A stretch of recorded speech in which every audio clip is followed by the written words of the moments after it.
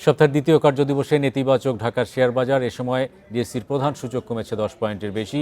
আগের দিনের চেয়ে লেনদেন কমেছে 51.5 কোটি টাকা। এছাড়াও দর হারিয়েছে 48 ভাগের বেশি কোম্পানির শেয়ার। অন্যদিকে চট্টগ্রাম স্টক এক্সচেঞ্জের সার্বিক সূচক বেড়েছে 19.77 পয়েন্ট। সোমবার দিনের শুরুতে কিছুটা ইতিবাচক ছিল ঢাকা স্টক এক্সচেঞ্জ। লেনদেন শুরুর 10 মিনিটে সূচক বাড়ে 7 পয়েন্ট। তবে বেলা বাড়ার সঙ্গে সঙ্গে শুরু হয় সূচকের পতন। দিন শেষে ডিএসইএক্স সূচক 10.37 পয়েন্ট কমে অবস্থান করছে 4,954 পয়েন্টে। সূচকের সাথে কমেছে লেনদেনও। আজ 485 কোটি 81 লাখ টাকার শেয়ার লেনদেন হয়, যা আগের দিনের চেয়ে 51 কোটি 59 লাখ টাকা কম।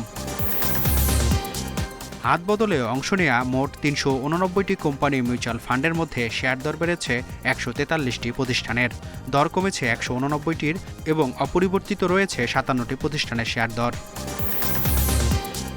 সবচেয়ে বেশি লেনদেন হওয়ার প্রতিষ্ঠানের তালিকায় প্রথমে আছে ওরিয়ন ইনফিউশন, উত্তরা ব্যাংক আছে দ্বিতীয় অবস্থানে এবং তৃতীয় অবস্থানে আছে মালেক স্পিনিং মিলস।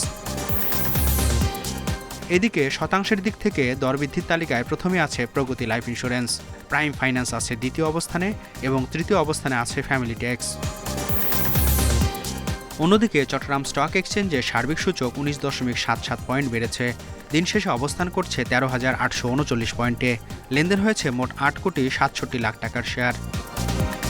মেহেদী হাসান, ইন্ডিপেন্ডেন্ট নিউজ, ঢাকা।